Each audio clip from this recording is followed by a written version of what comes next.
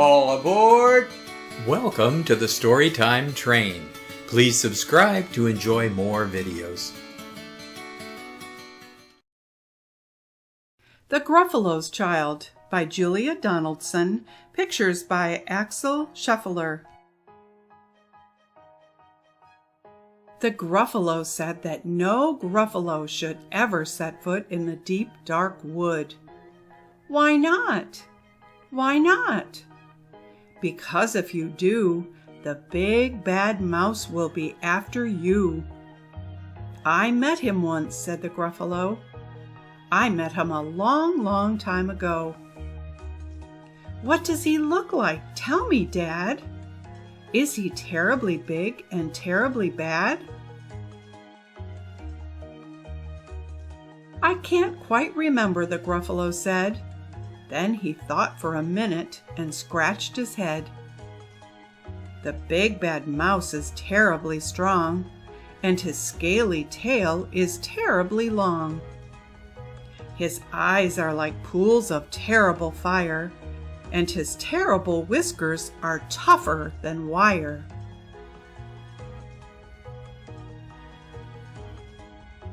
One snowy night, while the Gruffalo snored, the Gruffalo's child was feeling bored. The Gruffalo's child was feeling brave, so she tiptoed out of the Gruffalo cave. The snow fell fast and the wind blew wild. Into the wood went the Gruffalo's child. Aha! Oh-ho! A trail in the snow! Whose is this trail and where does it go? A tail poked out of a log pile house. Could this be the tail of the big bad mouse? Out slid the creature, his eyes were small. And he didn't have whiskers. No, none at all. You're not the mouse. Not I, said the snake. He's down by the lake, eating Gruffalo cake. The snow fell fast and the wind blew wild. I'm not scared, said the Gruffalo's child. Aha! Oh-ho! Marks in the snow! Whose are these claw marks? Where do they go?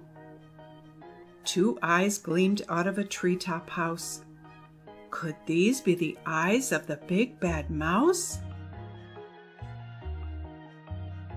Down flew the creature, his tail was short, and he didn't have whiskers of any sort. You're not the mouse. To-hoo! Not I, but he's somewhere nearby, eating Gruffalo pie. The snow fell fast and the wind blew wild. I'm not scared, said the Gruffalo's child. Aha! Oh-ho! A track in the snow! Whose is this track and where does it go? Whiskers at last! And an underground house. Could this be the home of the big bad mouse? Out slunk the creature. His eyes weren't fiery. His tail wasn't scaly. His whiskers weren't wiry. You're not the mouse. Oh no, not me. He's under a tree, drinking Gruffalo tea. It's all a trick, said the Gruffalo's child as she sat on a stump where the snow lay piled. I don't believe in the big bad mouse. But here comes a little one out of his house. Not big, not bad, but a mouse at least. You'll taste good as a midnight feast. Wait, said the mouse. Before you eat, there's a friend of mine that you ought to meet. If you'll let me hop onto a hazel twig, I'll beckon my friend so bad and big. The Gruffalo's child unclenched her fist. The big bad mouse? So he does exist. The mouse hopped into the hazel tree. He beckoned and said, "Just wait and see." Out came the moon. It was bright and round. A terrible shadow fell onto the ground. Who is this creature so big, bad, and strong? His tail and his whiskers are terribly long. His ears are enormous, and over his shoulder he carries a nut as big as a boulder. "The big bad mouse!" yelled the Gruffalo's child. The mouse jumped down from the twig and smiled. Aha! Oh-ho! Prints in the snow. Whose are these footprints? Where do they go? The footprints led to the Gruffalo cave, where the Gruffalo's child was a bit less brave.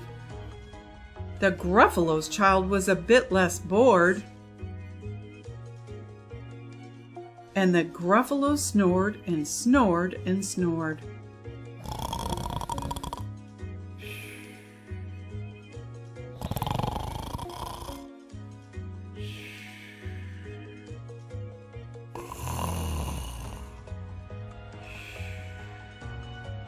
The end.